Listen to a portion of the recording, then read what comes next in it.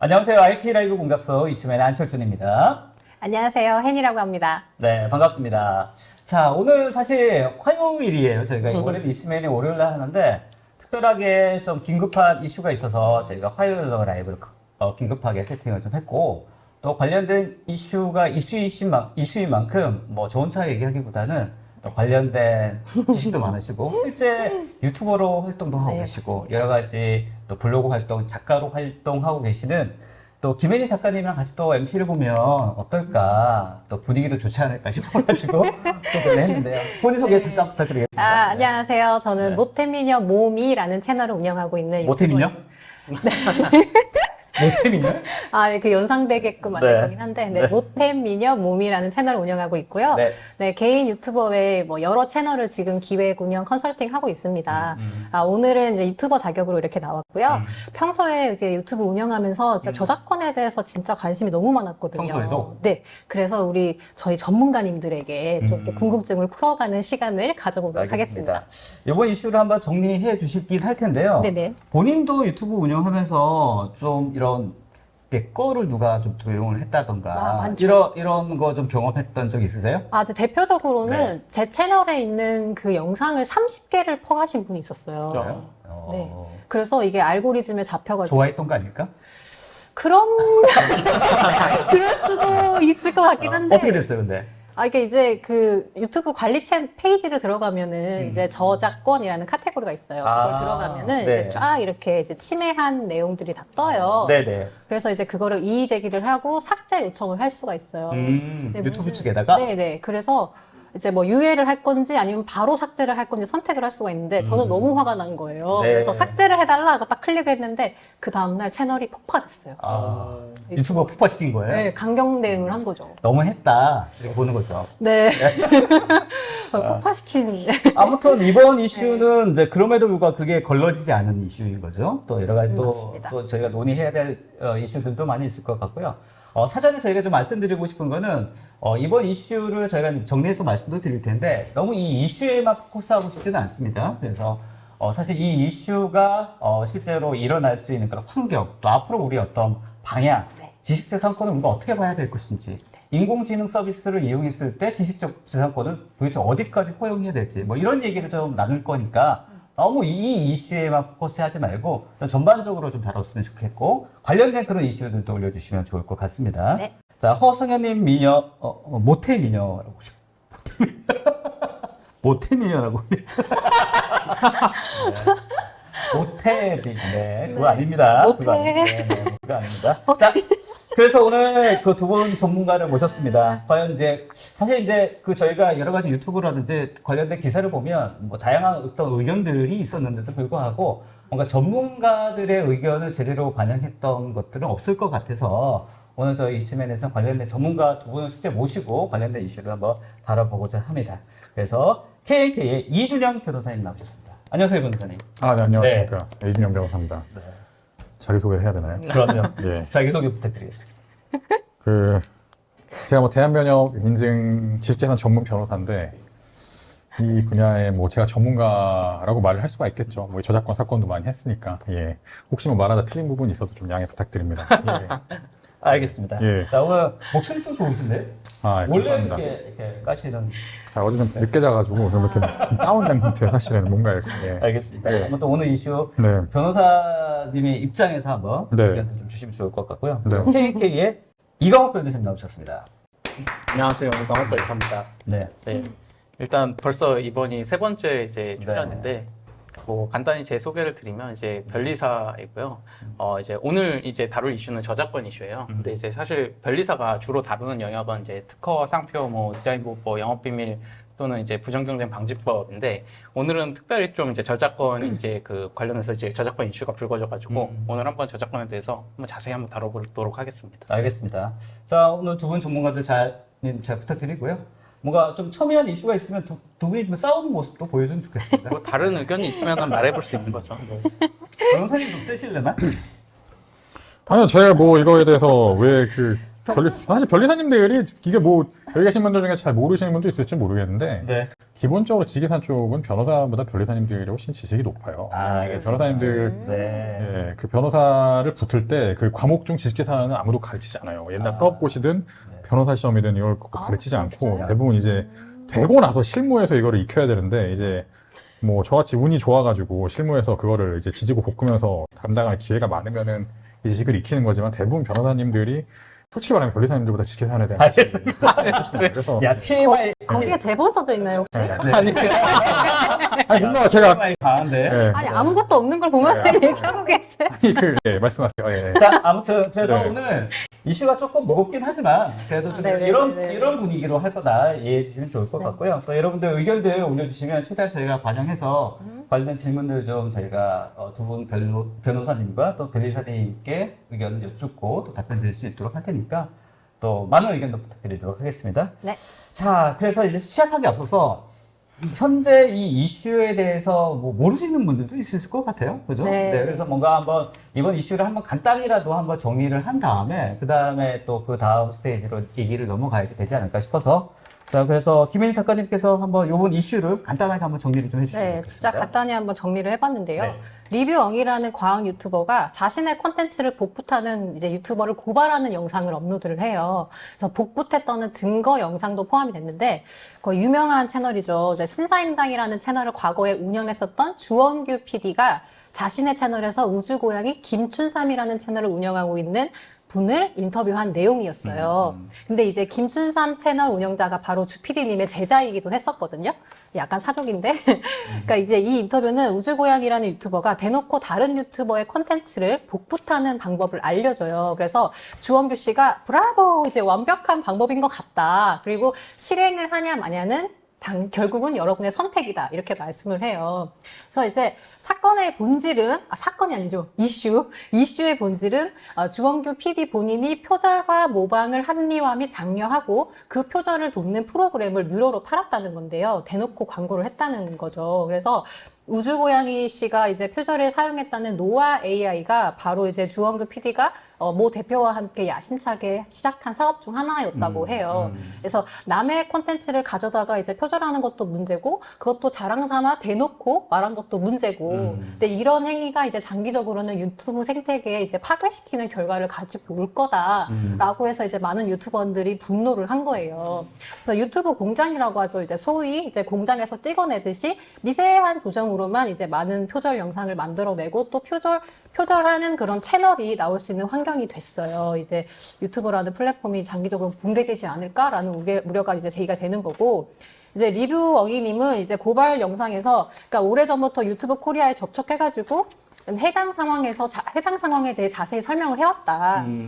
이제 크리에이터의 제목과 썸네일을 똑같이 따라하고 스크립트를 복사하는 행위는 명백한 저작권 가이드 위반이라는 거를 확인을 받았다. 유튜브에서는 이제 저작권 이제 위반이 되는 상황이다라는 그 생각을 하시는 거고, 이제 앞으로는 유튜브 담당자분들은 이제 악질적으로 영상을 도용하는 사람들이 유튜브의 저작권 시스템의 허점을 악의적으로 이용해서 현 상황을 아주 심각하다고 인지하며 지원을 하겠다라고 약속을 하셨대요. 그래서 이제 뭐 유튜브 측에서도 이러한 문제를 알고 있고 이제 심각하다고 인지를 하고 있으며 개선하겠다고 이제 나서겠다는 의지를 보여드린 거죠. 근데 뭐 아직까지 뭐 나온 거는 뭐 없어요. 그래서 이제 뭐 결국은 다른 유튜브의 썸네일과 스크립트를 복사하는 행위는 저작권 위반이라고 봤다라는 게 골자인 거죠. 알겠습니다. 정리 잘하셨습니다. 숨을 쉬셨나요? 네. 네. 알겠습니다. 자, 어떠셨습니까? 뭐 아마 여러분들 관련된 영상 아마 링크 찾으시면요. 다 나와 있고요. 그죠? 리뷰용이 거기 아직도 올라가 있죠? 네, 있습니다. 그리고 이제 다른 현재 우주고의 김춘삼님의 채널은 지금 영상 다 내렸죠. 네, 내리신 것 같고 또 주원규 PD 채널도 다 내리신 것 같고 네, 아무튼 뭔가 이슈가 있다 본인들도 좀 인정하고 했는데 이 공방이 좀 사그라들지 않고 외려 이렇게 좀 더 이렇게 올라오는 것 같아요. 그래서 그런 부분에서 먼저 한번 질문을 한번 던져주시죠. 네. 그래서 이제 제가 유튜버 입장으로서 너무 궁금했던 거는 딱 이거였어요. 이제 유튜브에서 다른 유튜버의 영상과 제목, 썸네일을 복붙하는 게 과연 저작권법 위반으로 처벌이 가능한가? 그러니까 실제 이게 저작권법 위반이고 또 처벌이 가능한가? 네. 이 부분에 대해서 자, 먼저 어떻습니까? 실제 저작권 위반이라고 보고 계시는 거죠? 일단 결론적으로 말씀을 드리면 저는 이제 저작권법 위반에 해당할 가능성이 높다라고 생각은 해요. 네. 그 살짝 빼시네요. 살짝 빼는 게 아니라 네. 저작권 위반이라고 생각은 해요. 아. 네. 근데 이제 이런 질문들을 제가 예전에 많이 받았어요. 이제 썸네일을 따라한 경우 이게 뭐 저작권 이제 위반이냐 아니냐. 과거에 대법원 판례 중에 이런 게 있어요. 이제 네. 뭐 원 저작자의 이제 허락을 받지 않고 원 저장 사진 작품을 좀 이제 축소해가지고 썸네일을 만든 다음에 썸네일을 리스트업 해가지고 특정 썸네일을 누르면 그 사진 작품 원 저작물로 이어지는 어떤 이제 서비스를 제공하는 어떤 그런 이제 그 저작권 침해자가 있었는데 네. 사이즈만 작게 해서. 네네네네. 근데 이제 침해자라고 말했는데 침해는 결국엔 대법원에서는 그게 아니다? 침해가 아니다라고 판단은 했어요. 진짜요? 네네. 네. 근데 그거는 조금 다른 이슈예요, 이거랑. 네. 그러니까 사람들이 오해를 할까봐 제가 말씀을 드린 건데 네. 원 저작물은 이제 큰 사진이었고 그 큰 사진물로 이어지는 링크로서 이제 침해자가 이제 뭐 침해라고 하면 안 되겠지만 썸네일을 만들어 가지고 이제 사람들이 보기 좋게 검색을 하고 원 저작물로 이어질 수 있도록 링크를 제공을 했던 거예요. 네. 네. 그러니까 뭔가 오리지널 원작자에게 이 링크가 갈 수 있도록 누구인지를 알게끔 만들어 주긴 한 거예요. 네, 그냥 원 저작물로 네. 이어지도록 이제 서비스를 네, 제공했던 네, 거죠. 네, 네. 근데 지금 이 사안은 그게 아니라 그렇죠. 썸네일 그 자체를 네. 카피를 한 거거든요. 네, 네. 그런 이제 그 취지에서는 사실 썸네일 자체도 저작물이 맞거든요. 그러니까 그 저작물이랑 유사한 저작물을 만들게 되면은 네, 당연히 저작권 위반에 해당할 수도 있게 네. 되는 거죠. 아무튼 저작권 위반 행위에 충분히 해당할 것 같다라는 네. 게 이제 변리사님 생각이시고 아니면 안 되는데 그렇죠? 네. 자, 그러면 변호사님께 여쭤보고 싶은 게 이런 상황에서 처벌을 받을 수 있는 건가요? 처벌은 거의 뭐 100% 된다고 봅니다. 예. 네. 저는 이렇게 좀 보수적으로 이야기를 하실 편은 아니기 때문에. 왜냐면 이게, 아니, 그 대법원 판례는 그 원저작자랑 하는 거고, 이게 보통 범죄라는 게 이제 고의범 처벌 원칙인데, 일단 죄질이 불량하잖아요. 죄질이 불량하면 그냥 제가 문학적 수사가 아니라 네. 판결문이나 뭐 여러 가지 그 수사 보호나 변호사님 이런데 보실 때도 이 상황에 약간 예. 그 죄질이 불량하다라고 보시는 죄질이 건가요? 불량하고 고의를 네. 이거를 처음부터 도둑질하려고 이걸 했으니까, 그거는 네. 뭐 잘못한 거는 맞죠. 네. 근데 문제는 뭐냐면 이게 처벌이 되면은 많이 처벌될까요? 벌금 제가 보통 저작권법 사건 하면 벌금 저작권법으로 문제가 되면은 그 이제 합의를 할 때 처음 그거 물어봐요. 혹시 공무원 시험 준비하시거나 네. 아니면 혹시 대학에서 강의하시는지 두 개를 물어봐요. 왜 이걸 그래요? 물어보냐면은 벌금이 이제 1,200만 원이 나오면 그 두 개에 해당하지 않으면은 사실 그 사는데 아무 지장이 없거든요. 네. 역설적으로 저작권법 침해 대부분 벌금 액수가 작다. 200도 좀 많이 얘기한 것 같은데요. 제가 지금까지 처리한 네. 사건들인데 이 건은 뭐 스케일이 좀 크니까 네. 시원하게 단위가 좀 다를지 모르겠지만 네. 뭐 제가 좀 시원하게 얘기하면 이게 고소라면은 처벌이 된다라고 저는 뭐 거의 100% 좀 넘을 한 90% 얘기할 수 있는데 감옥에 안 간다고도 99%또 얘기할 수 있을 것 같아요. 두 개 다. 예. 그렇군요. 아니, 예. 그럼 변호사 수임료가 더 많은 거 아닌가요? 그렇게 되면 그렇죠. 당연하죠. 안 하는 게 낫다. 아니, 저작권법 침해. 낫다. 예, 아니 이거는 뭐 그럴 수도 있죠. 아니, 예. 알겠습니다. 여튼 간에 처벌은 분명히 될 것 같은데 네. 고소를 하게 되면 근데 그 처벌의 어떤 수위라고 하는 것들이 우리가 생각하는 정도보다는 훨씬 낮을 수 있다. 이 건은 뭐 제가 아까 오해하시면 안 되는 게 네. 본 건은 뭐 그래도 좀 잘 나올 수도 있겠죠. 근데 감옥에 안 간다는 건 제가 단정적으로 얘기할 수 있어요. 그거는 예.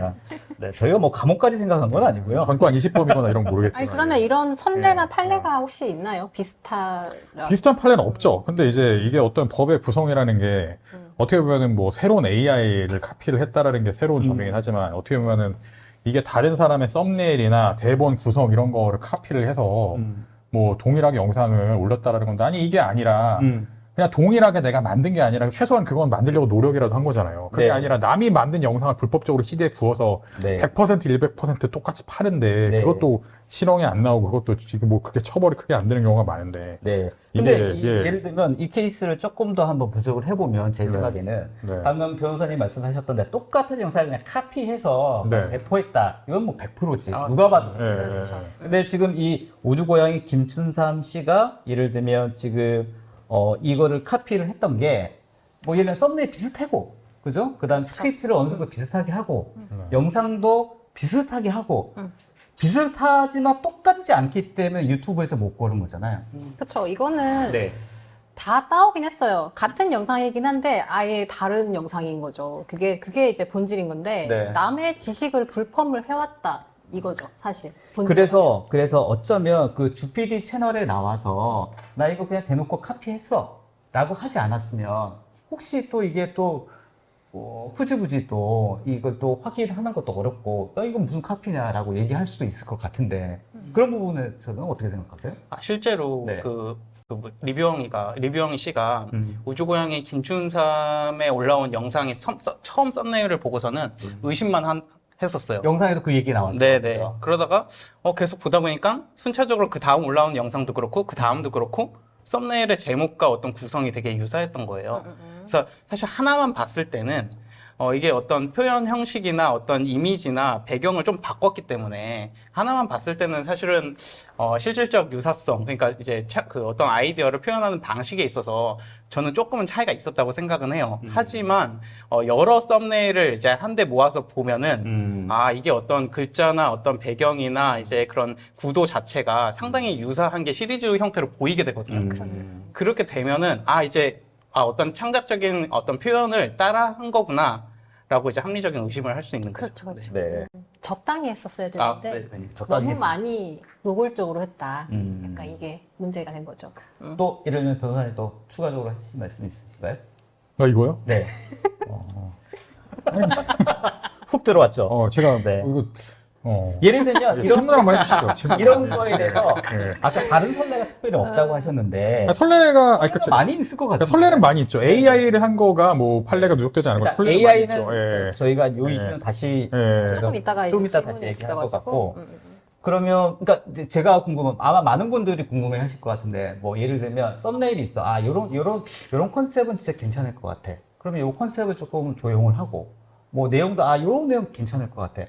이거는 사실 충분히 많은 유튜버나 아니면 다른 여러 가지 뭐 예를 들어 블로거라든지 이런 분들이 할 것 같아요. 네. 맞아요. 저도 했어요. 네. 그러면 과연 이런 경우에 본인들이 우리가 이거 대놓고 카피했다라는 얘기를 하지 않았으면 찾기가 진짜 어려울 것 같은 생각이 들어서 솔직히 과연 그러면 이제 저작 오리지널리티를 가지고 있는 사람의 입장에서 내 걸 어떻게 보호할 거며 그리고 뭔가 그걸 새로운 것들 만들려고 하는 사람들 입장에서 완전히 새로운 게 세상에 어디 있어요. 그럼 도대체 어디까지 적절하게 그래도 이용할 수 있을 건지에 대해서 전문가 입장에서 한번 의견 주시면 어떻겠습니까? 저는 이제 솔직히 그 썸네일 자체는 많은 유튜버들이 처음에 이제 생각보다 썸네일 만들기가 어렵다고 하더라고요. 맞아요. 그리고 이제 썸네일을 만들다 보면은 다 비슷한 형태로 만들게 돼요. 그리고 이제 다만 이번에 문제된 거는 단순히 이제 썸네일뿐만 아니라 스크립트까지 이제 그게 비슷하게 갔기 때문에 크게 문제가 된 거고요.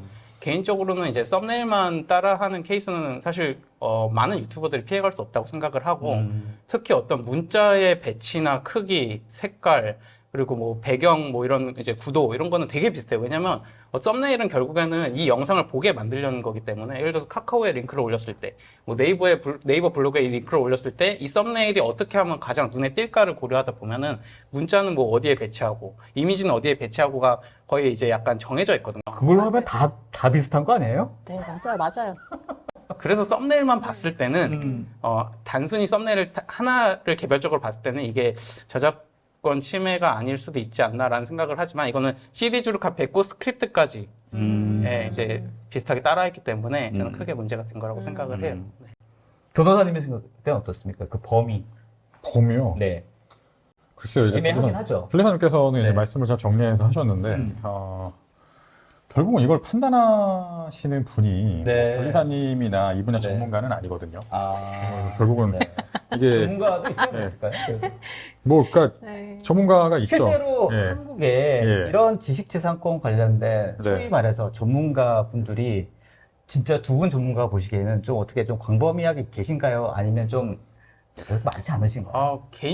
저는 이제 사견인데 네. 저작권 전문가가 사실 거의 없다고 저는 생각을 해요. 아, 그래요? 일단은 이제 저작권 전문가 아니세요?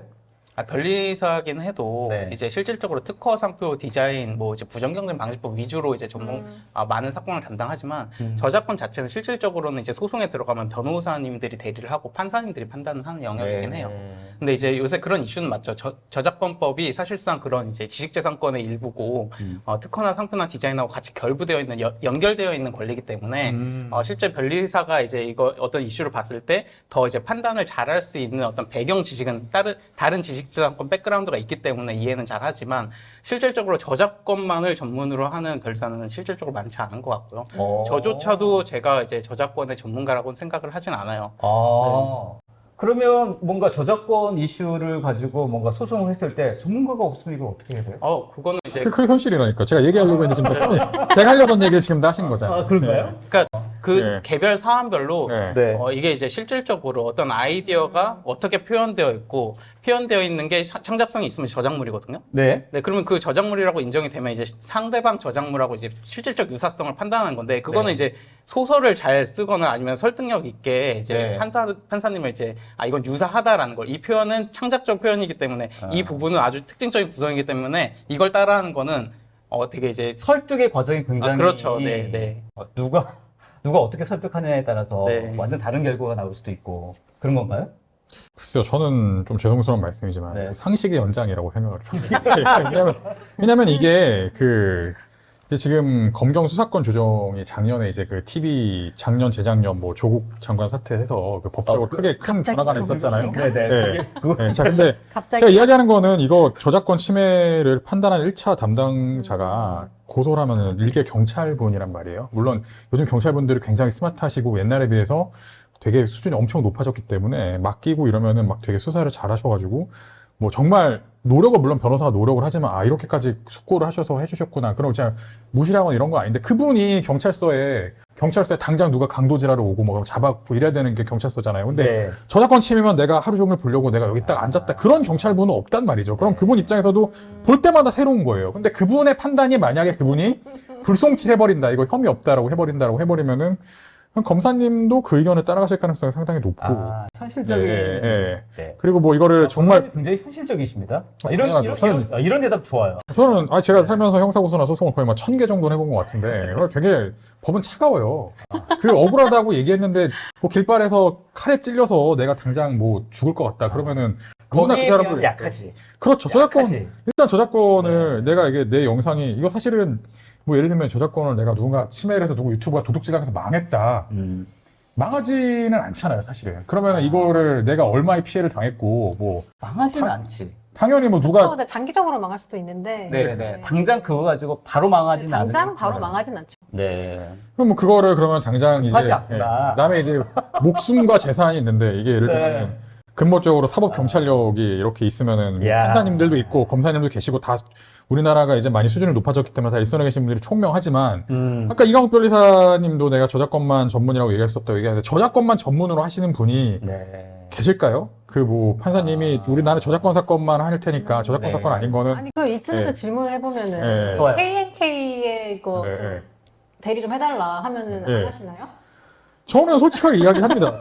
제가 저작권 사건을 많이 하는데 저작권 사건을 맡는 경우는 하나는 너무 광범위하게 저작권 침해가 있어서 예를 들면은 광범위하게 저작권 침해가 있어가지고 이게 단건으로는 수익이 안 나는데 이게 100개, 1000개, 뭐 내 사진이 인터넷에 할 때 저작물이 도용당하고 있다 그러면은 찾으면 쭉 나오고 마케팅 업체에서 도용당하고 있습니다. 그게 이제 숫자가 많아서 그게 되는 경우가 하나 있고 두 번째는 정말 이런 건 스케일이 큰 사건이잖아요. 스케일이 커가지고 이슈가 되죠. 네, 이슈가 되거나 내지는 막 의뢰를 하시는 분이 변호사비가 더 들어도 좋으니까 근절을 해야 된다. 이걸 남겨두면은 우리는 무관용 원칙, 미국 같은 경우에 그래서 미국 회사 같은 경우에는 변호사비가 더 들어도 하고 그게 막 뭐 정의구현을 해야겠다. 정의구현을 왜냐면 정의구현이 아니라 이렇게 끝까지 간다라는 거 예를 들면 디즈니가 저작 침해에 엄청나게 예민해가지고 무인도에 미키마우스 그리면은 디즈니가 잡으러 오니까 구조될 수 있다는 그런 농담이 미국 있거든요.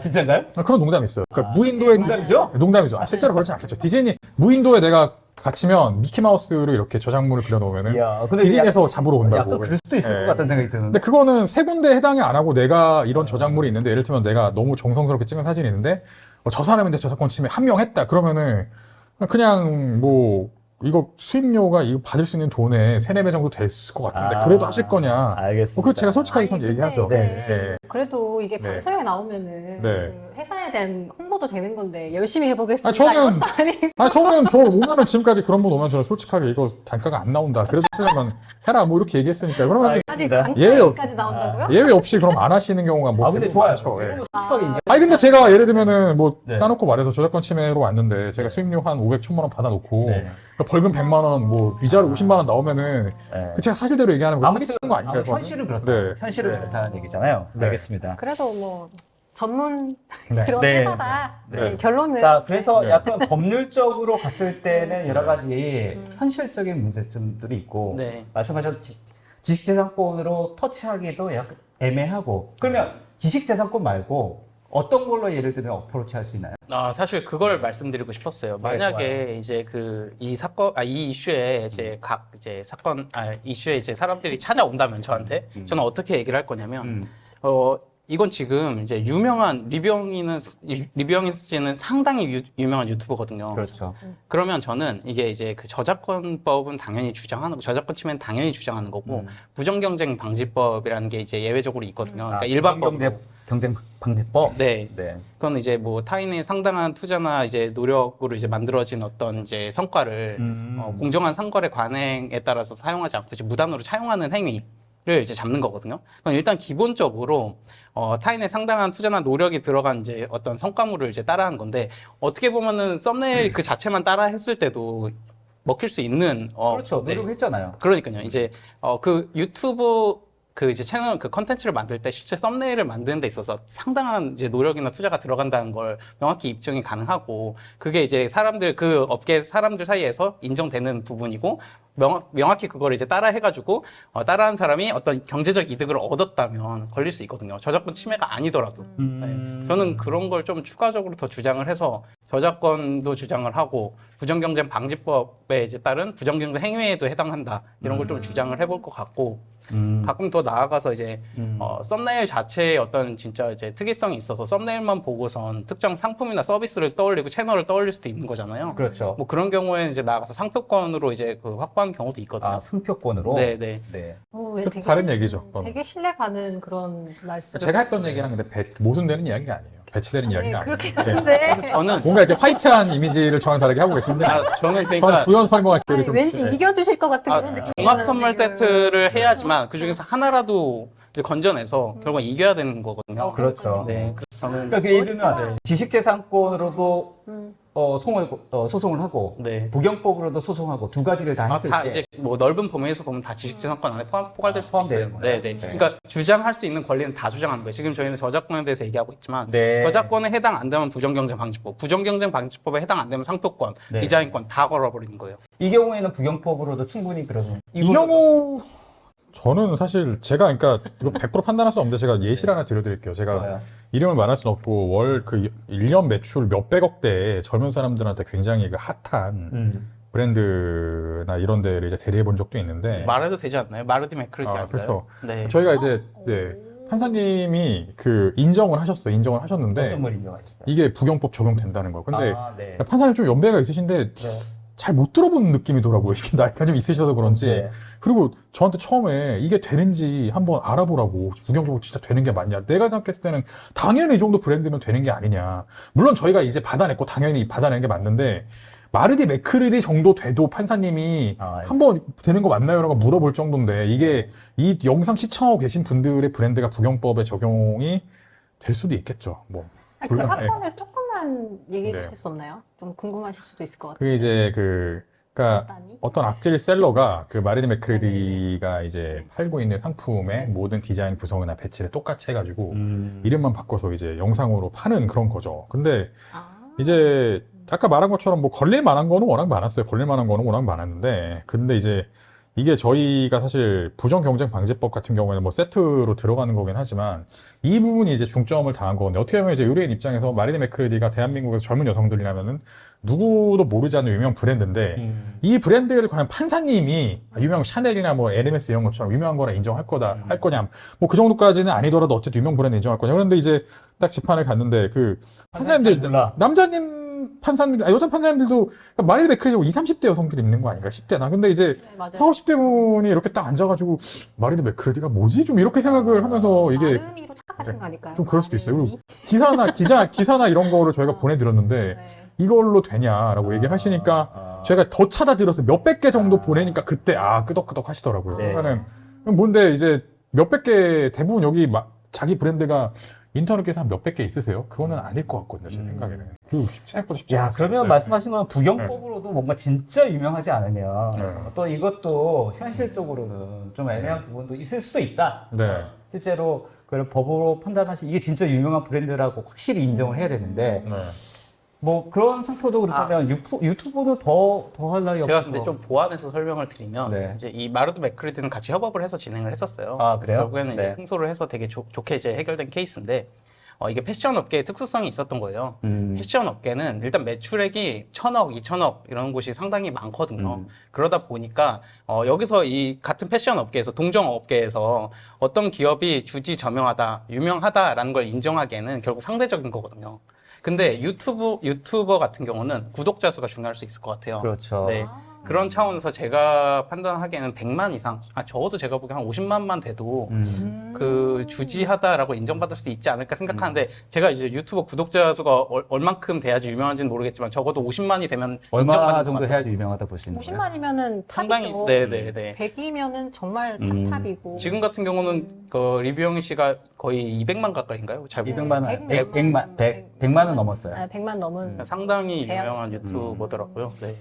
여기서 저는 또 자꾸 태클을 걸지 내가. 근데 아, 좋아요. 제가 이제 다른 이야기를 좀 하나 해드리면 그 회사 같은 경우에는 물론 예를 들면 그래요. BMW가 옛날에 매출이 줄었을 때 그 파전하고 막 이랬잖아요. 엔진에서 이게 BMW 딜러들이 당신들이 차를 잘못 만들어서 매출이 줄었습니다라고 이야기하는데 콧방귀도 안 꼈다는 거 아니에요. 이게 인과관계가 너가 영업을 잘못해서 한 건지 이게 화재 때문인지 어떻게 하냐. 인과관계. 예, 인과관계가 그러면은 예를 들면은 상품 같은 경우는 그나마 일반적인 뭐 패션 브랜드든 뭐든 사업 같은 경우에는 그 회사의 회계 장부라는 게 있고 그다음에 분기별 데이터라는 게 있고 뭐 이렇게 회계적으로 할 수 있는 그런 게 있잖아요. 근데 유튜브 같은 경우에는 지금도 100만 유튜버가 앞 영상은 100만인데 다음 영상은 20만인 경우도 되게 많거든요. 있을 수 있죠. 그러면은 이게 내가 전반적으로 당신으로 인해서 유튜브 이게 그 숫자가 줄었고 내가 이로 인해 수익이 얼마나 되냐. 그렇다면 유튜브 제가 잘 몰라서 얘기하는 건지 모르겠는데 유튜브에 50만, 100만 정도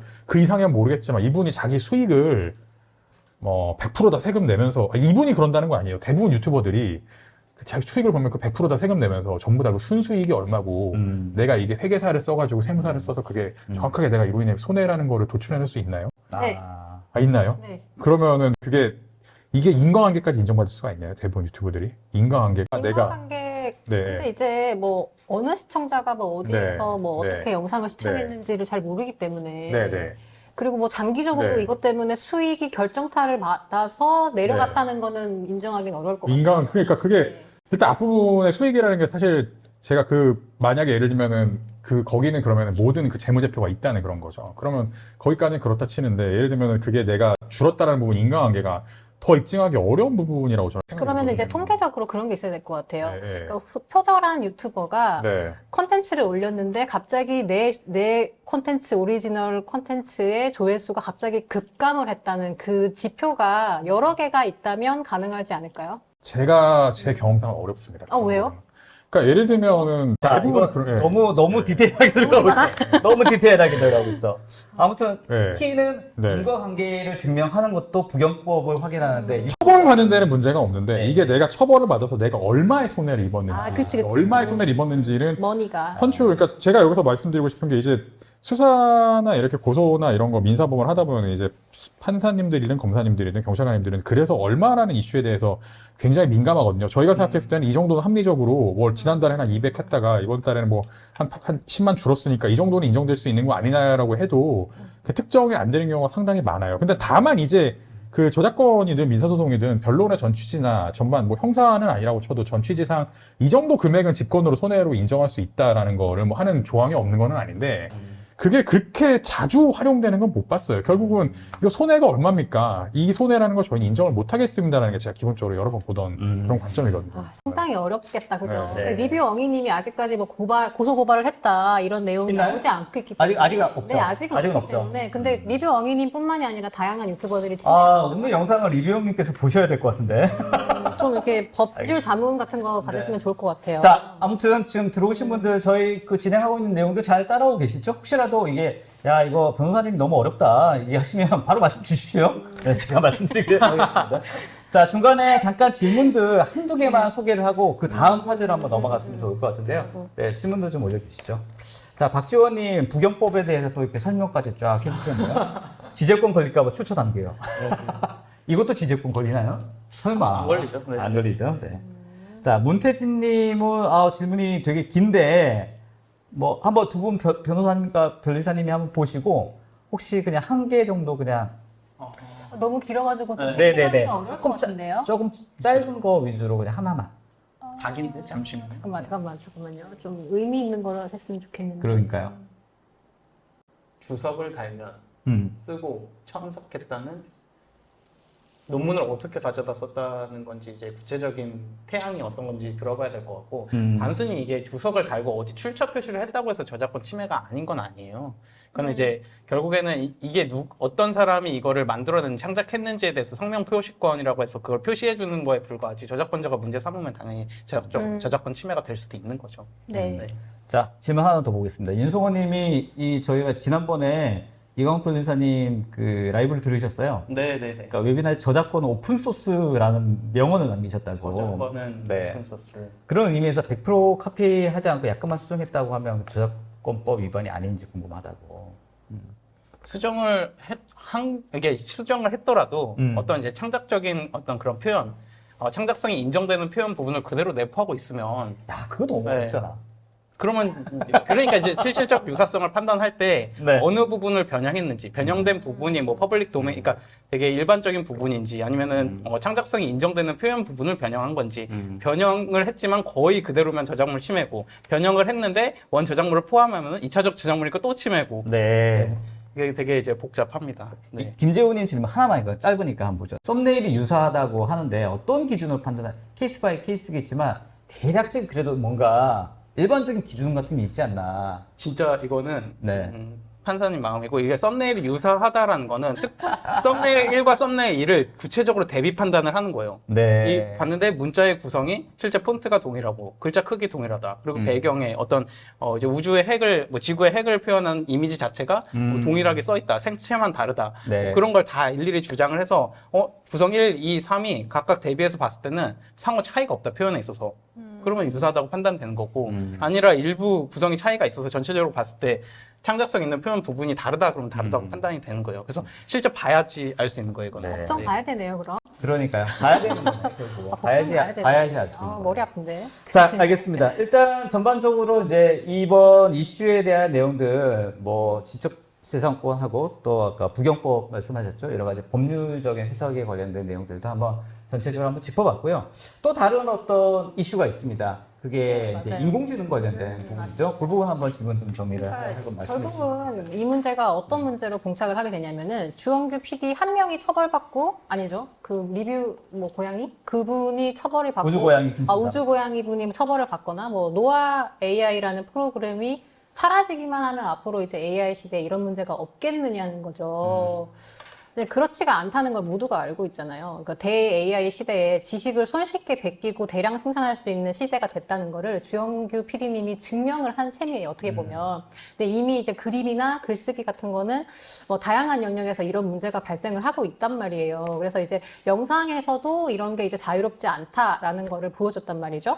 그래서 AI 시대의 저작권을 어떻게 볼 것인가 굉장히 어려운 문제인 것 같은데, 근데 이게 문제가 될 거란 말이에요. 이런 문제들을 이제 변호사님이나 변리사님이 또 어떻게 생각을 하시는지 되게 어려운 문제죠, 사실. 근데 맞습니다. 근데 너무 궁금해요. 근데 요즘에 뭐 챗 GPT도 한창 뭐 엄청나게 이슈이기도 하고 인공지능을 이용한 여러 가지 서비스들이 마구 쏟아지고 있는데 도대체 어디까지가 저작권 이슈이고 아니고 한번 현재까지의 개인적인 생각을 한번 정리해 주시면 좋을 것 같아요. 최근에 그 이제 스테빌리티 AI가 만든 이제 그 스테이블 디퓨전 모델에 어떤 이제 제가 뭐 이미지 생성을 요청하면은 제가 원하는 어떤 그림을 이제 생성해주는 서비스가 네, 있죠. 서비스가 되게 핫하거든요.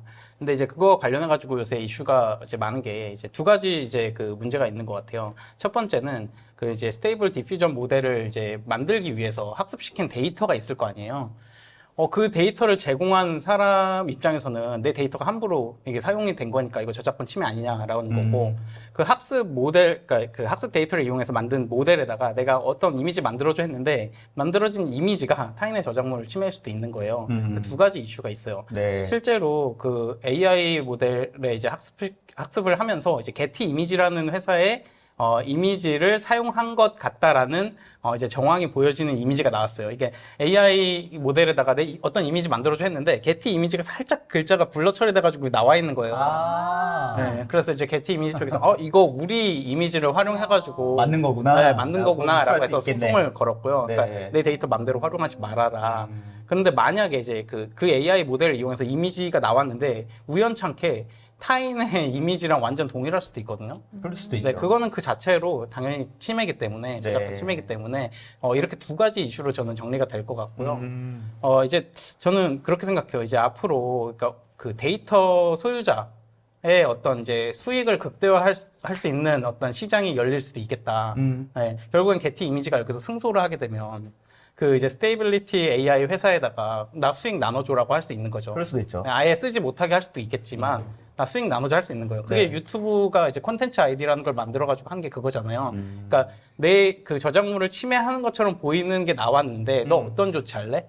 첫 번째 이거 수익 너가 가져갈래? 두 번째 그냥 사용하지 말게 할래? 세 번째 아니면 방치할래? 저는 비슷하게 갈 거라고 생각을 해요. 아까 혜니님 같은 삭제 네. 예를 들면 그렇게 할 근데 수도 저 있는 하나 거고. 궁금한 게 있는데 게티 이미지도 사실 AI 학습을 통해서 만든 이미지들이 올라오는 거잖아요. 그래요? 네, 그건 몰랐어요. 올라와요. 네. 아, 본인들 이미지도 네, 지금 AI라고 치면은 AI가 만든 그 사진들이 쫙 엄청나게 많이 네. 올라오거든요. 근데 또 데이터를 또 학습한 데이터 사진을 또 복제를 하는 그런 사건인 거잖아요. 네, 아니에요? 네, 네, 네, 맞아요. 맞아요. 그러고 생각했는데. 네. 아, 그래요? 네. 근데 게티 이미지는 이제 지금 이렇게 소송을 건 걸 보니까 이제 자기 자체적으로 가진 방대한 이미지를 학습시켜가지고 모델을 만들었고 그걸로 어떤 이제 다른 이미지들을 계속해서 이제 반복해서 생성하는 거기 때문에 자기 데이터베이스 안에서 뭔가 모델을 만들고 그 모델을 통해서 이미지를 계속해서 이제 반복해서 생성하는 개념으로 보면 결국 자기가 가진 자기가 소유한 어떤 이제 데이터베이스 안에서 타인의 저작권을 침해하는 그런 그 서비스는 아닌 것 같아요. 다만 AI 모델이 진짜 우연찮게 학습을 네. 했는데 네. 타인의 저작물을 침해할 수 있는 거죠. 복제일 수도 있잖아요. 네네네. 네, 그것도 그거는 이슈가 되지 않을까라는 이슈가 생각이 될 수도 있을 것 같아요. 네. 네. 변호사님 입장에서는 어떻습니까?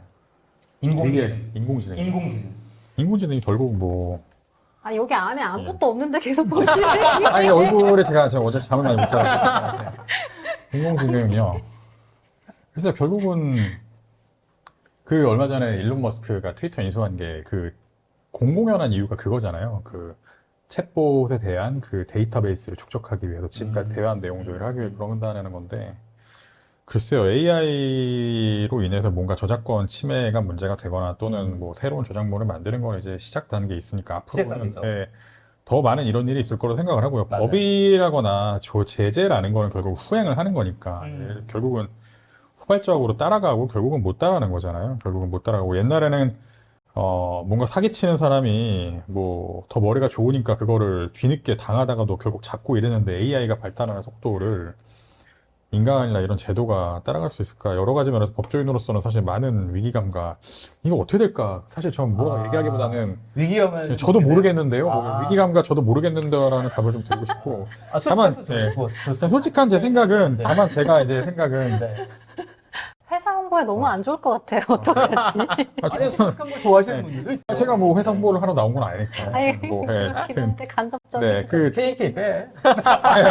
제 생각에는 두 개예요. 하나는 결국 어느 순간에 지금 뭐 시장의 문제긴 하지만 결국 어느 순간에 AI가 어떤 이 부분을 결국 사람이 아니라 AI가 판단하는 그런 시대가 올 수밖에 없을 거예요. 그마저도- 저작권 침해 위반 자체도 그마저도 AI가 판단할 수 있는 시대가 올 수도 그리고 있겠다. 그 권위를 뭐 그럴 수도 있겠네. 그 권위를 사람이 존중을 하는 시대가 오겠죠. 근데 그 시대는 좀 멀다고 치면 앞으로 뭐 길게 남아서 10년 남았다고 치면은 그 10년 안에 지금도 이제 네이버 댓글에 이런 거 보면은 뭐 댓글 1위가 대부분 보면은 우리나라는 왜 이러냐, 인공지능의 판사해라, 이게 댓글 1위란 말이에요, 사실은. 뭔가 아니라고 얘기할 수 있어요?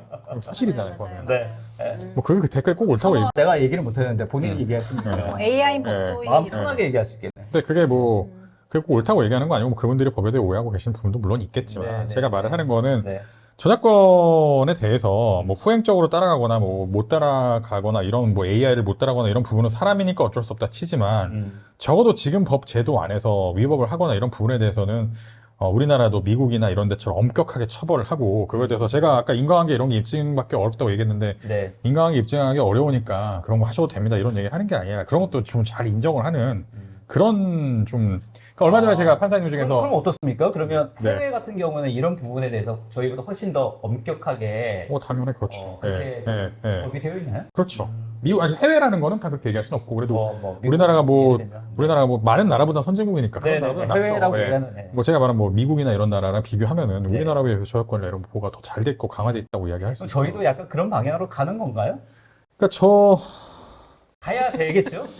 글쎄요. 그걸 갈까요?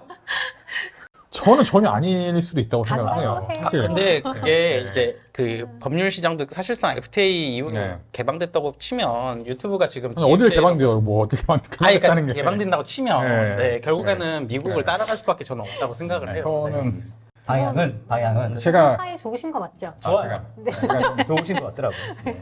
저는 리허설 때보다 말을 아끼는데 제가 이제 이야기를 좀 드리면 그 본인 검증. 네. 그죠? 아니 뭐 이렇게 얼마 전에 그러니까 민사소송법이나 뭐 네. 실제사항 관련 법률을 보면 손해나 이런 게 정확하게 예를 들면 당신의 저작권 침해 행위로 인해서 내가 손해를 본 게 뭐 유튜브 구독자가 줄었는지 이런 거를 입증을 뭐 어느 정도 노력을 하거나 뭐 이런 취지가 있다면 네. 뭐 꼭 유튜브는 아니지만 최근에 그 유사한 판례에서 손해를 그렇게 구체적으로 입증을 못했는데 별론 전 취지상 어쨌든 범죄를 저지른 건 맞으니까 뭐 손해배상을 이 정도 액수로 인정한다 해서 상당히 고액에 나온 사례가 하나 있어요. 네. 진짜요? 네, 그런 사례가 많아져야겠죠. 사실 그런 네. 사례가 거의 없거든요. 네, 많아져야 네, 된다. 숫자에 여전히 좀 네. 어떻습니까? 요런 측면에서 한번 봤으면 좋겠는데, 뭐 사실은 이제 인공지능에 관련된 저작권 이슈는 이제 막 사실은 막 붐업이 되고 있는 상황이라 네. 뭐 여러 가지 이슈는 앞으로 나올 것 같은데, 개인의 입장에서 그런 서비스를 써서 저작물을 뭔가 만들어서 그걸 쓴다고 했을 때는 그거는 문제는 없는 거 아닌가요? 어때요? 예를 들면 아까 얘기했던 건 회사가 회사에다가 네. 이게 우리의 어떤 소스를 썼다라고 하긴 하지만 그런 인공지능 서비스의 창작 서비스를 내가 썼어요. 쓴 서비스를 가지고 내가 뭔가 이용했다고 하면 그건 문제가 되는 거 아닌가요? 아니지 않나요? 제가 사실 질문이 잘 이해가 안 되긴 아, 했는데 그런가요? 네. 어, 개인의 입장에서 그런 서비스를 영리 목적이 없으면은 상관없지 않냐? 개인적인 그렇죠, 목적으로 그렇죠. 저작권 침해에 있어서 사실 뭐 비영리, 영리 이렇게 이제 뭐 공정 이용에 있어서 네. 가장 중요한 요소긴 해요. 상업적으로 이걸 이용했냐 안 했냐. 그냥 순수한 개인적 사용은 저작권 침해가 아닐 가능성이 높죠. 네. 그러니까 현재까지는 그런 서비스들을 이용하고 막 활용하는데 문제는 없겠다. 현재는. 문제야, 네. 아, 문제가 있나요? 어, 이야, 이 문제가 있을 수도 있구나. 근데 그런 문제가- 서비스 자체가 이제 지금 이제 노아 AI 같은 걸 말씀하시는 거죠? 그렇죠. 네. 만약에 창업을 한다고 하면은 사실 법률적으로 검토해야 될 부분이 너무 많은 서비스인 것 같아요. 개인적으로 그래요? 보기엔. 네. 그러니까 그 서비스를 이용하는 것도 뭔가 문제가 될 수도 있다. 일단은 보시는 건가요? 이제 만약에 문제를 삼는다고 치면은 네. 이제 유튜브에 있는 데이터를 크롤링 해가지고 이제 어떤 뭐 통계적인 정보를 제공하는 거긴 하지만 유튜브 입장에서는 문제 삼을 가능성도 있지 않을까요? 아, 그래요. 너무 딥한데요, 그 주제. 그러니까요. 딥합니다. 네. 딥합니다.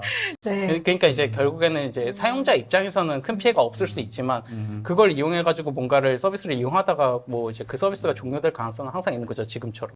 요거 한번 좀 더 짚어보면 좋을 것 같거든요. 사실 이제 이번에 이슈가 조금 더 이제 부각이 된 이유가 하나가 저작권 이슈도 있지만 주필이 그 인터뷰 영상에서 콘텐츠 공장, 유튜브 공장이란 말을 썼거든요. 혜니님이 아마 그런 질문도 있을 것 같아. 공장을 해서 이런 것들을 뭐 이용해서 충분히 우리는 돈을 잘 벌 수 있다라는 걸 굉장히 어필을 했단 말이죠.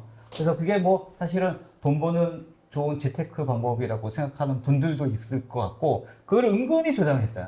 은근히 조장을 하고 자기네 서비스를 이용하게 되면 훨씬 더 돈을 잘 벌 거다라고 얘기한 부분이 있어서 외려 이런 부분들 때문에 좀 더 이슈가 된 것 같은 생각도 들거든요. 예를 들면 그렇게 뭔가 조장을 하고 하는 것들은 좀 다른 어떤 어프로치가 가능한가요?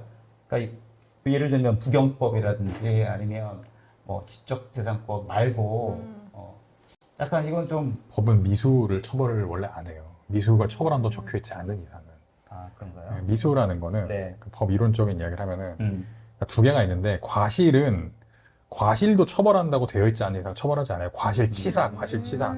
두 번째는 뭐 이거는 과실은 아니지만 미수는 미수범도 이건 처벌합니다라고 하지 않는 이상은 처벌하지 않아요. 그러면은 본 건에서 이 사람이 미수라고 이야기할 수 있나요?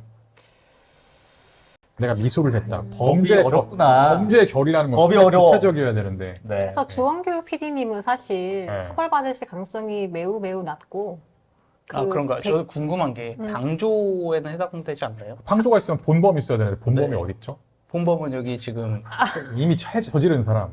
우주고양. 우주고양.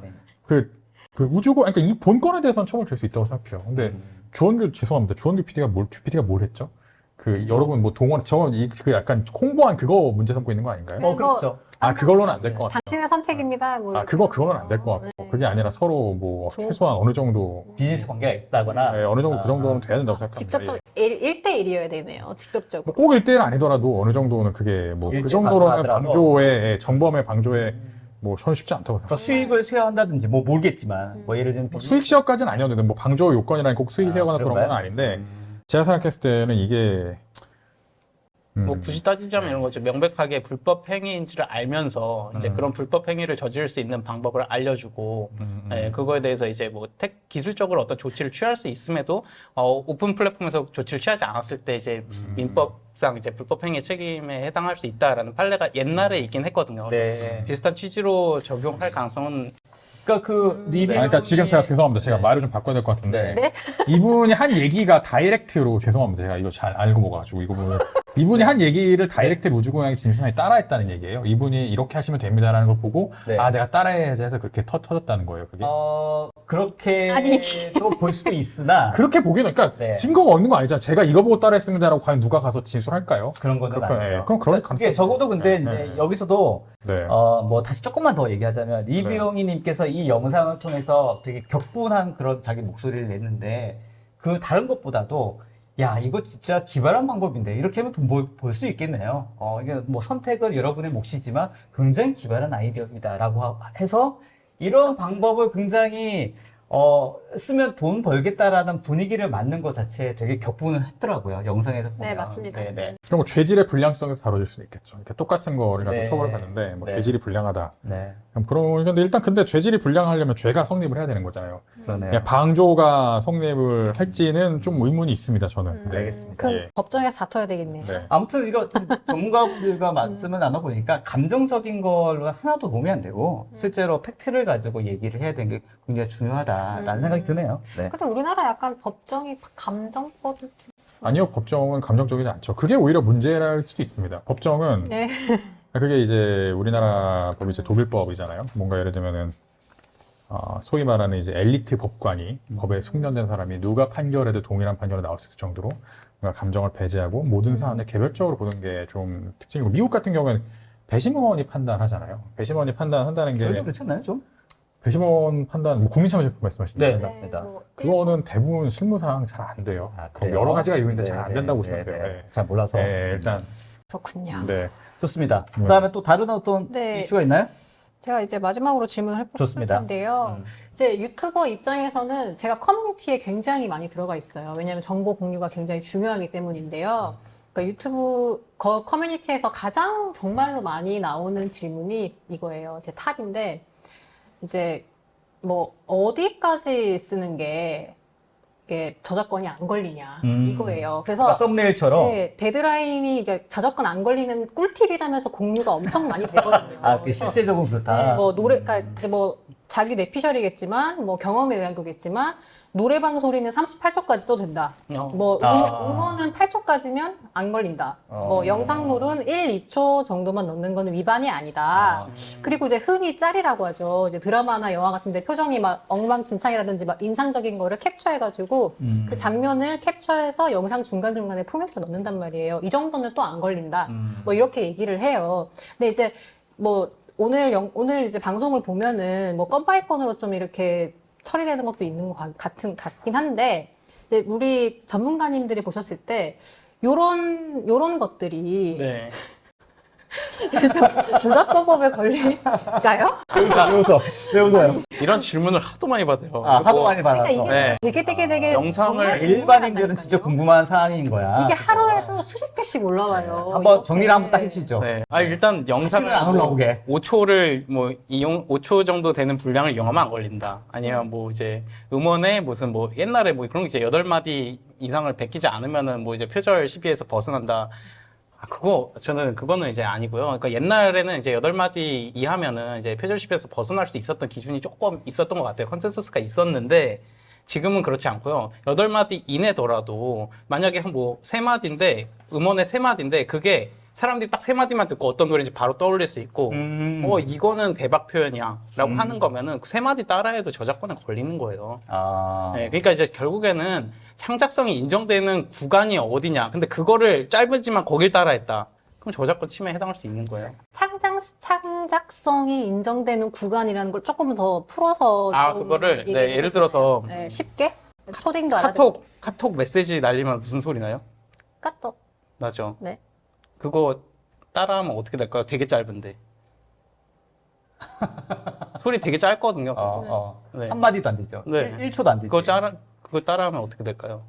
다른 회사에서요? 카톡 회사의 그 카톡 이거를 따라하면 어떻게 될까요? 아, 뭐, 다른 네 마디도 메시저 아니고 회사에서. 네, 굉장히 네, 짧은데. 네, 그것도 침해죠. 침해가 네. 되는 거구나. 네. 그러니까 전체 어떤 음원의 길이도 고려하겠지만 결국에는 표현되는 요소가 이제 사람들이 인식하기에 이거는 어떤 걸 떠올렸다. 이게 창작성이 인정되는 표현이다라고 인정하면 돼. 카톡 하면 다 바로 떠오르잖아요. 야, 그 네. 좋은 일인데요? 카톡? 너무 네. 카톡 얘기. 네. 아니, 짧은데 진짜로 그거는 딱 그걸로 저희가 인식을 하고 있으니까. 그리고 뭐 이런 것도 있죠. 이게 뭐 침해 영화 같은 거 리뷰하는 거 되게 많잖아요. 네네네. 근데 만약에 제가 이제 영화를 제작한 사람의 배급사예요. 근데 유튜버들이 이제 영화 리뷰를 해가지고 이 영화를 사람들이 많이 보게 하는 리뷰가 있는 반면에 그게 아니라 되게 짧아요. 근데 막 결말을 포함하고 있어요. 스포일러. 네, 그러면 이제 그 영화 안 보잖아요. 네. 저작권자 입장에서 손해를 봤죠. 그렇죠. 네, 짧더라도 네. 바로 저작권 침해인 거죠. 아, 그렇군요. 그러니까 길이의 문제는 아니다.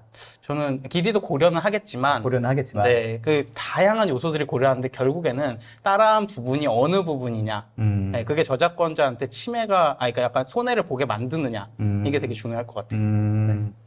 김한수님, 깨똑 이렇게 해버리면 괜찮지 않을까요? 패러디 아니에요. 오마주나 패러디. 오마주. 네. 오마주나 패러디는 어떻게 되는지 한번 그 얘기 한번 해주시죠. 오마주나 패러디. 네. 네, 오마주 패러디 그거는 이제 공정 이용에 보통 해당된다고 판단하는 게 일반적이니까. 그럼 깨통은 네. 되겠네요. 그러면. 그거 모르겠네요, 그거는. 깨똑은 될 수 있다? 깨똑? 아니 뭐 그게 끄똑? 뭐 이런 거? 네, 오마주나 패러디. 근데 그 약간 그 음색이라고, 뭐 음높이라고 해야 되나? 그것도 있잖아요. 네. 그것도 뭔가 있을 거니까 네. 약간 이렇게 다르다 하더라도 문제가. 네네. 전국 노래자랑 발음 딩동댕동 이건 네. 어떤가? 뭐 그런 거 뭐 걸릴 수도 있지 않나요? 네. 생각을 안 해봤네, 그런 거. 네. 따라하는 사람이 없어서 그런 거. 네. 누가 봐도 전국 노래자랑 딩동댕동 그거면 이슈가 있을 수도 있다. 아, 여기 CID와 저작권을 잘 모르시는 분들이 있나 그러는데 CID가 이제 컨텐츠 아이디고 이제 내가 어떤 이제 데이터베이스 유튜버에서 제공하는 데이터베이스에 이제 거기다 내가 이제 주인이라고 생각하는 이제 뭐 영상이나 오디오 같은 걸 넣으면 이제 디지털 지문을 이제 유튜버에서 부여해요. 근데 그게 꼭 이게 저작권이 인정된다라는 건 아니에요. 이제 저작권 침해 주장을 하는 거랑 이 콘텐츠 아이디를 가진 사람이 그 콘텐츠 아이디랑 매칭되는 어떤 영상이 올라왔을 때 뭔가 조치를 취하는 거랑 조금 구별되긴 하는데 그거는 저보다도 유튜버 거기 정책에 자세히 나와 있거든요. 네. 안내. 그걸 네. 한번 보시면 구분이 되실 거예요. 알겠습니다. 네. 저는 뭐 마지막으로 이 질문 하나만 더 했으면 좋을 것 같은데 아까 혜니 작가께서도 유튜브에서 유튜브가 스스로 이런 거 정화 작업을 하기 위해서 스크린을 한다고 말씀하셨잖아요. 자, 그럼 요번 거는 하여튼 정화가 스크린이 안 됐단 말인 거죠. 안 됐어요. 그러면 그러니까 아까도 말했죠. 법으로 하기에는 한계가 있다라고 변호사님이 말씀하셔서 네. 실제로 이런 시스템이 뭔가 스스로 정화할 수 있는 이런 것들이 만들어져야 될 것 같은데 결국은 이런 것들이 제대로 하려면 유튜브 자체가 이런 것들을 스크린하거나 이런 방법들을 하는 게 가장 근본적인 방법일까요? 어떻습니까?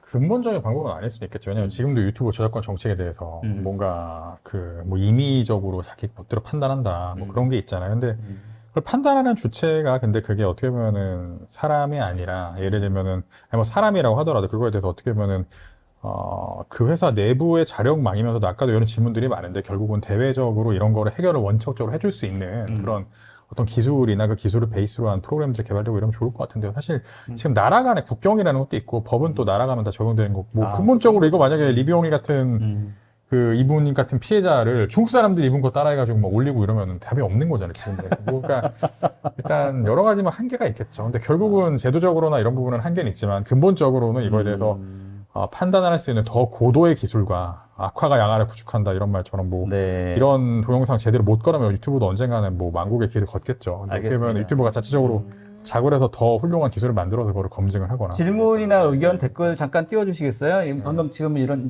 내용들 말씀하신 것 같아요. 윤성호님도나 김수열님 같은 경우에도 이제 기본적으로 유튜브 본사 차원에서 이런 것들을 먼저 걸러야 되는 거 아닌가라고 하는 의견인 것 같거든요. 네. 뭐 거기에 대해서는 변리사님 어떻게 생각하세요? 이게 기술적으로 아직 그 공정 이용을 판단하기까지 좀 시스템이 고도화된 것 같지는 않아요. 그들도? 네, 그리고 저는 이제 개인적으로 이제 유튜브에 올라오는 진짜 피해자들은 누구냐면, 이제 공익적 목적으로 영상을 올리고 어떤 비평을 하거나 어떤 누군가를 도와주기 위해서 이제 컨텐츠를 만드는 사람은 사실 공정 이용에 해당할 가능성이 있는 거거든요. 비영리 목적으로 뭐 그런 걸 이제 만들어가지고 전파하는 사람들 있잖아요. 네. 그런 사람들의 영상이 저작권 보수로 인해서 내려가는 경우가 있어요. 아. 그러니까 그 사람은 열심히 했는데 불이 타 맞을 수도 있는 거거든요. 네. 네, 선의 그런 피해자. 그런 게 오히려 더 문제가 되지 않을까라는 생각을 저는 해요. 그래야 진짜 저작권법의 취지는 결국 문화산업 뭐 향상 뭐 발전 뭐 이런 데 이바지하는 건데 실제 이제 이게 저작권 보시나 이런 이제 컨텐츠 아이디를 이제 뭐 부여함으로 인해서 약간 안 내려가야 될 영상까지 내려가서 이제 그 사이 동안 이제 채널이 중지돼 가지고 손해를 본 사람들이 상당히 있어요. 알겠습니다. 자, 대략 저희가 1시간 정도 됐고 질문들 한두 가지만 조금만 더 보고 그래도 질문들 많이 올려주셨으니까 한번 그것만 좀 보고 한번 넘어가도록 하겠습니다. 자, 문중님 뭔가 KNK 이름 나와가지고 제가 한번 소개를 하겠습니다. 문중님 유튜브 생태계에 만연하는 무분별 지적재산권 문제를 빠르고 정확하게 해결할 수 있는 방법 무엇일까요? 이와 관련해 KNK 특허 법률사무소에서 제공한 서비스에 대해서 질문합니다.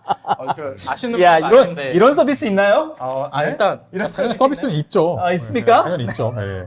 이게 되게 네. 뭐 이런 진짜 아시는 분인가? 하여튼 뭐 예, 이런 서비스가 있긴 해요. 어떤 거냐면 예를 들어서 네네. 유명한 유튜버 분들 중에 이제 저희가 대리하는 분들이 계시거든요. 아. 어떻게 하냐면 유튜브의 정책상 예를 들어서 채널명 자체가 이제 겹치는 경우에 상표권자가 우선된다 이런 말들이 있거든요. 그럼 채널명 같은 경우는 상표권을 미리 확보를 하라 그래요. 네. 그리고 이제 나머지 이제 영상 컨텐츠 같은 경우도 이제 저작물로 이제 등록을 해놓던가. 그러니까 결국에는 미리미리 준비를 해놔야 이런 문제가 터졌을 때 이제 뭔가 공격을 하거나 방어를 할 수 있는 거거든요. 네. 뭐 방어 목적으로는 이제 누가 공격했을 때 난 이거 등록받은 권리를 이용하는 거니까 정당 권리 사용했다 뭐 이런 걸 항변할 수도 있고요. 그래서 그런 서비스라는 거는 사안을 가져오시면 그 사안을 자세히 들여다보고 뭐가 필요한지 안내를 드리는 서비스를 해드리는 거죠. 네. 알겠습니다. 좋은 홍보였다. 좋은 홍보였다. 네. 김현진님 의견 좀 보겠습니다. 뭐 내용 첨부하신 영상 보면 유튜브에서 채널을 공장처럼 운영한다 이런 말 이게 본인도 들으셨다고 하시네요. 근데 뭐 개인적인 의견으로는 이렇게까지 하는 걸 보면 그 머리로 콘텐츠 개발에 좀 신경 쓰면 어땠을까 하고 안타깝다라는 의견도 주셨습니다. 네. 그게 안 되니까. 그게 안 되니까 그렇죠. 참 어려운 네. 윤성호님 또 일이니까요. 질문 주셨는데 자 이 정도까지 하시죠. 네, 이 정도까지 시간이 다 돼서 네네. 자, 오늘도 많은 의견들 감사하고요.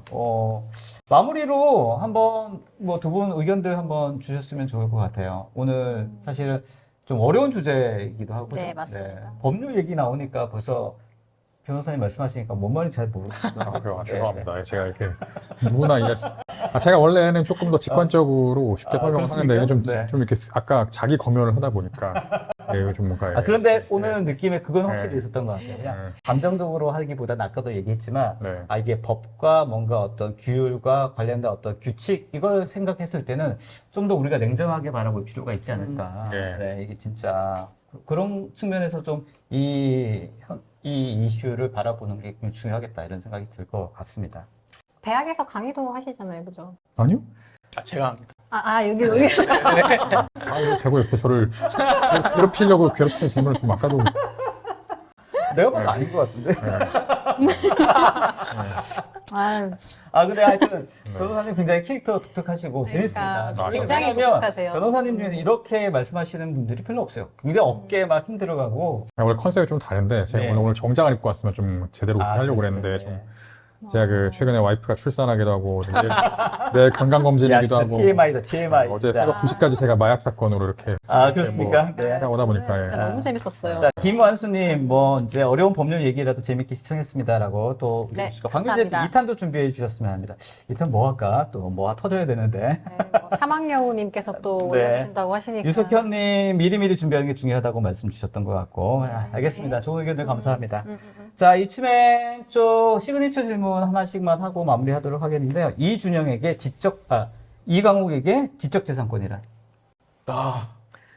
와, 이거 어렵네요. 네. 보험이다? 보험이다. 오늘 주제 안에서는 네. 보험인 것 같아요. 보험이다. 네. 실손보험이다. 실손보험이다. 네. 그래도 뭔가 이슈가 있지만 그래도 지적재산권은 그런 게 나를 지킬 수 있는 뭔가 그래도 보험 같은 존재이다. 네네. 만약에 있었으면은 이렇게 이슈몰이 안 하고, 네, 이제 더 이제 젠틀한 방법으로 이제 뭔가 조치를 취했을 수 있는데, 네. 일단은 이제 애매하니까 증거 모아서 이렇게 터뜨린 것처럼 그러다 보니까 너무 피해자가 많았던 것 같아요. 네. 알겠습니다. 자, 이준영에게 소송이란? 소송이요. 자신이 원하는 걸 알아가는 과정이죠. 그렇습니까? 왜냐면 그렇잖아요. 그 소송이라는 게 뭐 절대 지지 않는 변호사 이거 다 영화에 나오는 거고 소송을 하면 질 때도 있고 돈도 들고 결과도 자기 마음에 안 들 때도 있습니다. 그럼 소송을 한다면 목적이 있어야 되잖아요. 자기 목적에 대해서 뭐 감정이 좀 카타르시스가 목적일 때도 있고 돈을 많이 받는 게 목적일 때도 있고 저 사람 괴롭히는 게 목적일 때도 있고 정의 구현하는 게 목적일 때도 있습니다. 근데 동시에 다 양립 안 하는 경우 되게 많아요. 그럼 자기가 제일 원하는 게 뭔지를 소송할 때 변호사님 저는 뭘 원합니다. 그러면 그걸 위해 최선을 다해 드리는데 저는 뭘 원합니다 해서 최선을 다해 드렸는데 결과가 이제 엉뚱하게 나오면은 아니 왜 이렇게 나왔나요? 그러면 저걸 저희가 추구했잖아요. 얘기하면 말이 달라지는 거니까 소송은 자기가 원하는 걸 알고 그 자기가 원하는 거를 이루기 위해서 그 싸움을 각오하는 게 소송입니다. 네. 좀 더 이제 어려운 얘기를 하면은 잘하시는데요? 의외로? 클라우제비츠가 전쟁론에서 됐습니다. 제가 이 얘기 꼭 해야 될 것 같아요. 제가 클라우제비츠가 전쟁론 할 때겠는데 전쟁은 협상의 연장이다라는 말 한 적이 있어요. 되게 명언이에요. 전쟁은 정치의 연장이다. 아하. 협상의 연장이다. 네. 소송은 전쟁이니까 네. 뭘 원하는지를 뭐 아는 게 제일 중요해요. 제 알겠습니다. 경우는. 네. 아무튼 흥미로웠습니다. 네. 네.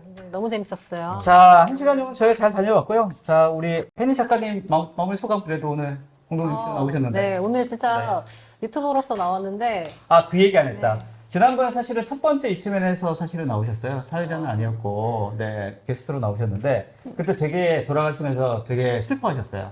댓글에, 혜니 작가님 이쁘다. 이 한 번도 댓글이 없었다. 제가 오늘 좀 달아드릴게요.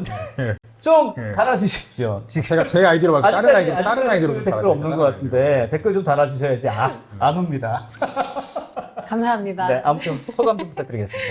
네, 오늘 두 번째 나왔는데요. 너무너무 재밌었고, 네. 유튜버로서 또 되게 궁금했던 거를 많이 해결해 갔던 시간이었던 것 같습니다. 또 뵀으면 좋겠습니다. 감사합니다. 알겠습니다. 앞으로 본인들 창작할 때도 많이 도움이 되셨나요? 어떻습니까? 네. 네. 네, 도움이 됐습니다. 눈치를 보세요. 유튜브가 너무 어려워요. 어렵다. 그러니까 이런, 네. 뭐, 한 시간 동안 배운 거를 또 이렇게 습득한다고 해서 잘 될 수가 없는. 자, 김한수님 나왔습니다. 이쁘십니다. 매력적인 아이고, 거 나왔고요. 감사합니다. 김현진님 네. 예뻐요 나왔습니다. 네, 됐죠 이제? 네네. 네. 소원 풀었네요. 네, 감사합니다. 저희 그 다음 주 이쯤에 소개 잠깐 하고 마무리하도록 하겠습니다. 네. 다음 주 월요일 날 저희 오리지널 이츠맨 시간대에는 캄테크에 대해서 저희가 소개를 좀 해드리려고 합니다.